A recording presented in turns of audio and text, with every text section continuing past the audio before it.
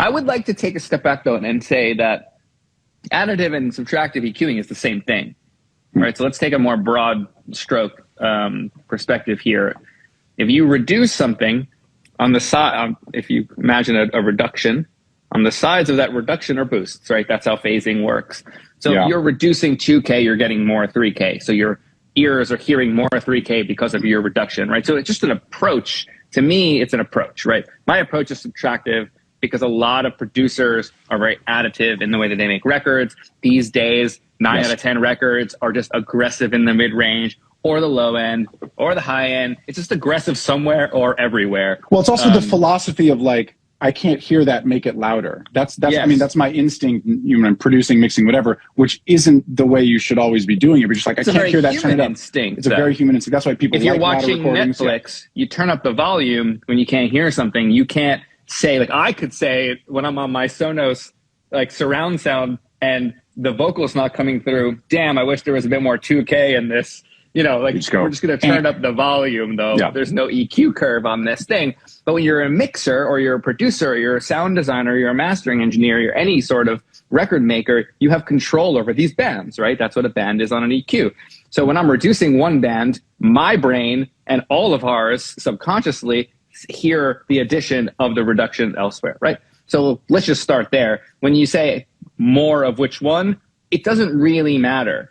If you're but if you're boosting more, if you're more additive, there's a higher chance of your loudness levels getting a bit more out of hand. This is anecdotal. I don't know, you know, I'm not sure there's scientific research on what I'm about to say right now. But if you are more subtractive and you're hearing things that are jumping out that are masking the good bits of instruments that you want to hear more of, and you reduce that, then you're balancing out your mix. You're actually leveling out your mix so there are less peaks, and the loudness will be more maintained and controlled, which is what DSPs want right now. That's what vinyl needed. We needed to be subtractive in low end because the needle would jump, right? We're mixing for different platforms, and we've talked about this on many early episodes as we started. This is kind of one of the bigger topics of Live with Matt Rad in the beginning was... Yeah, say it again about streaming services. We're mixing for a certain platform right now, media. Format, yeah. Right? Format. And we have to take that, as mixers, we have to take that seriously. As producers, we do too, but that's not necessarily your job to consider that the entire way through. The entirety of my job is how it's going to translate everywhere. An important distinction, yeah. Yeah. So that being said, I lean more subtractive when it comes to stereo mixing based on my lack of headroom.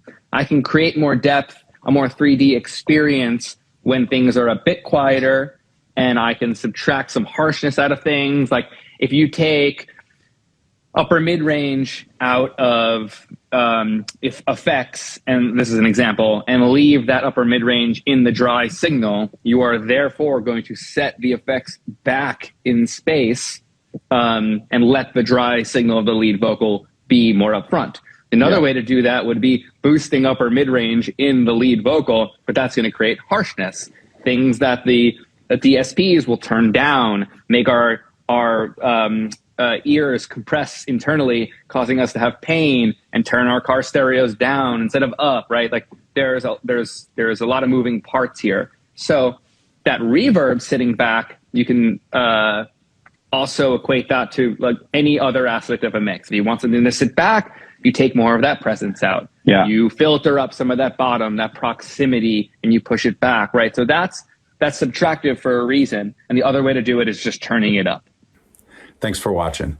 Just a reminder, all of this content is free. There's no secret knowledge here. There's no Patreon. We don't read ads. We don't have sponsors. We're just trying to build a knowledge base.